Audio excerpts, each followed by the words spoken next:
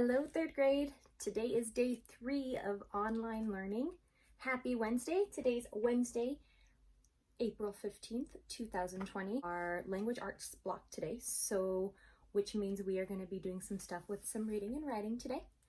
If you look at our to-do list, we have 4 things on our to-do list today. We will do a warm-up.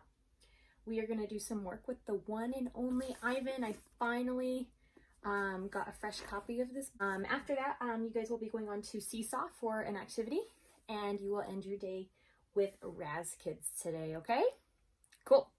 All right, so just want to make sure you're awake. I want to make sure you're alive. I want to make sure that you just have good listening ears on.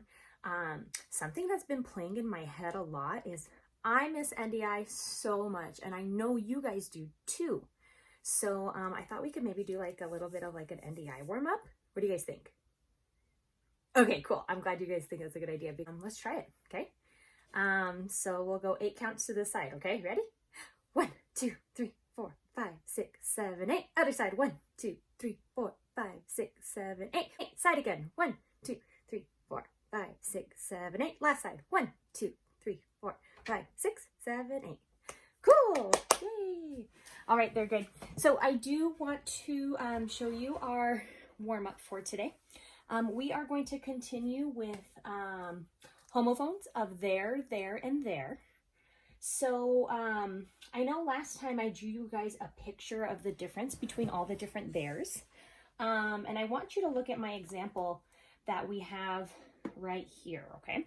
So I did try to incorporate a picture into each one of the theirs. So if you look at the first there, I turned my R into this really cool arrow to show you that this kind of there means it's at a location, like the house is over there, my dog is over there. So that arrow is indicating that it's happening somewhere, okay?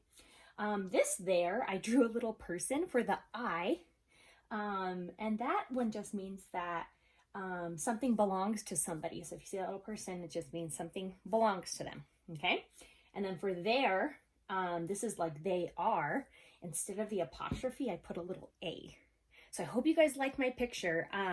What we're going to do for the warm-up today is I gave you some sentences, and I underlined there in each sentence. Now, what we're going to do as a class is we are going to determine if we use the correct there or not. You guys, I mean, Miss Danielle, write the correct there. Okay, and we're going to determine if it's yes or no, and then we're going to correct it, okay? Sound good? Okay, so I will give you the first example. The first example says, the children are sad because they miss their class pet. Okay, I'll give you some time to think. Let's look at the way Miss Danielle spelled it, T-H-E-I-R. Okay, I want you to look at your picture example. Is it determining that something's at a place, something belonging to somebody, or they there? Are we saying they are?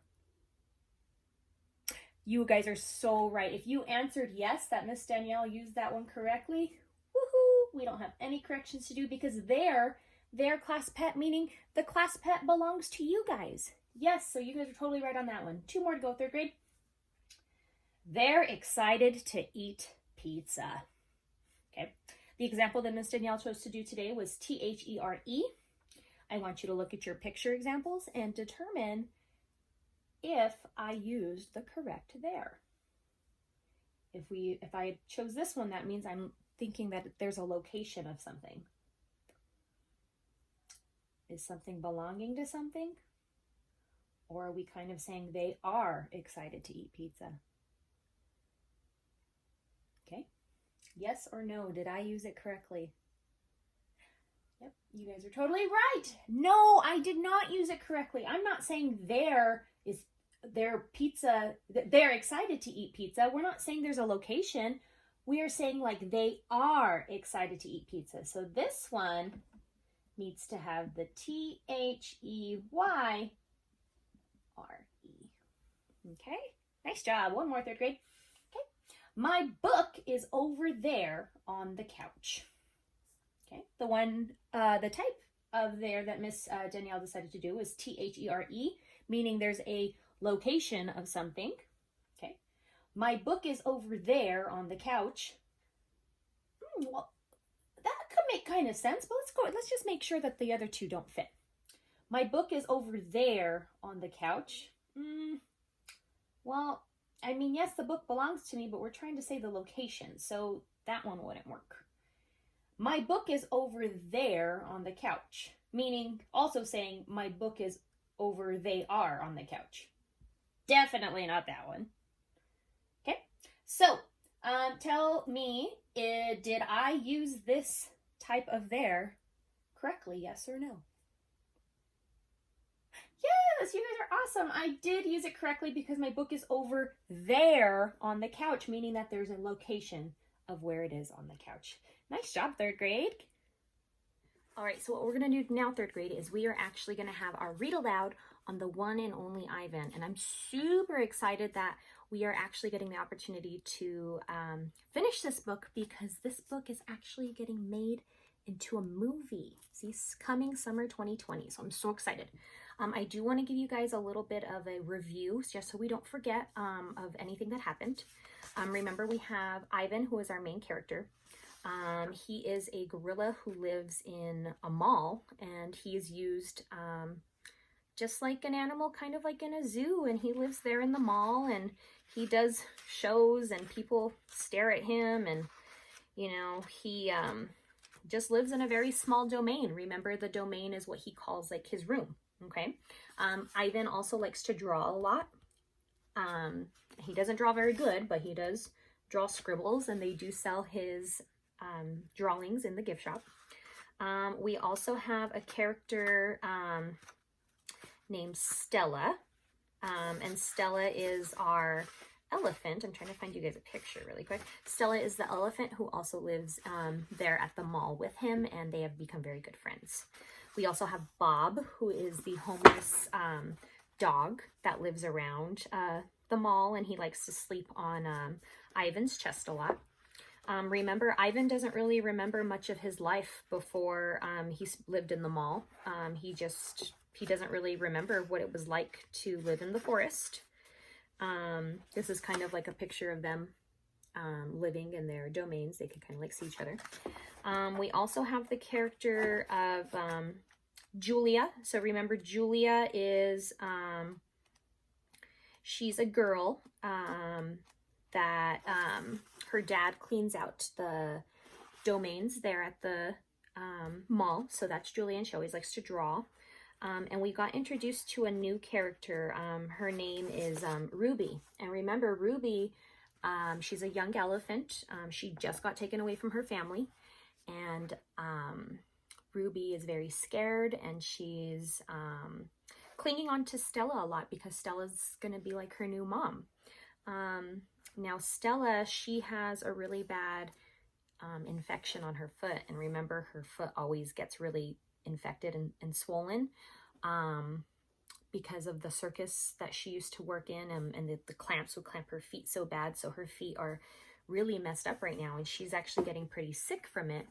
And we are at the part where Stella just died, unfortunately. So it's a very sad part, and I know I'm super sad about it, but we're going to read on to see what happens next. All right, stay tuned. So this is the part right after Stella died, okay?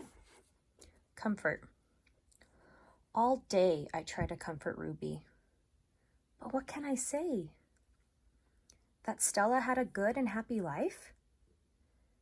That she lived as she was meant to live? That she died with those who loved her the most nearby? At least the last is true. Crying. Julia cries all evening, while her father sweeps and mops and dusts and cleans the toilets. When George sees Mac, he runs to him. I can only hear a few of his words. Vet. Should have. Wrong. Mac shrugs. His shoulders droop. He leaves without a word. When George wipes the fingerprints off my glass, his cheeks are wet. He doesn't meet my eyes. The one and only Ivan. When all the humans have left, I send Bob to check on Ruby. How is she? I ask when he returns. She was shivering, Bob says. I tried to cover her with hay, and I told her not to worry because you were going to save her. I glare at him. You told her that? You promised Stella. Bob lowers his head. I wanted to make the kid feel better. I shouldn't have made that promise, Bob. I just wanted... I point to Stella's domain, and for a moment it seems like I've forgotten how to breathe. I wanted to make Stella happy, I guess, but I can't save Ruby. I can't even save myself. I flop onto my back. The cement is always cold, but tonight it hurts. Bob leaps onto my belly. You are the one and only Ivan, he says. Mighty Silverback. He licks my chin. And he's not even checking for leftovers. Say it, Bob commands. I look away. Say it, Ivan. I don't answer, so Bob licks my nose until I can't stand it any longer. I'm the one and only Ivan, I mutter. And don't you ever forget it, he says. When I gaze at the food court skylight, the moon Stella loved is shrouded in the clouds. Once upon a time. All night, Ruby moans and sniffles.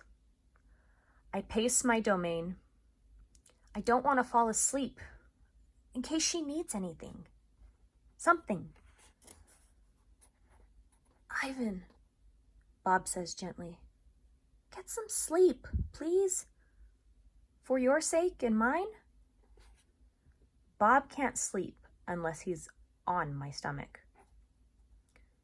I hear a stirring. Ivan, Ruby calls. I rush to my window. Ruby, are you all right? I miss Aunt Stella, Ruby sobs. And I miss my mom and my sisters and my aunts and my cousins too. I know, I say, because it's all I can think of. Ruby sniffles. I can't sleep. Do you know any stories? The way Aunt Stella did. Not really, I admit. Stories were Stella's specialty. Tell me a story about when you were little, Ruby pleads. She puts her trunk between the bars. Please, Ivan. I scratch the back of my head. I don't remember things, Ruby, I admit. It's true, Bob says, trying to be helpful. Ivan has a terrible memory. He's the opposite of an elephant. Ruby lets out a long, shivery breath.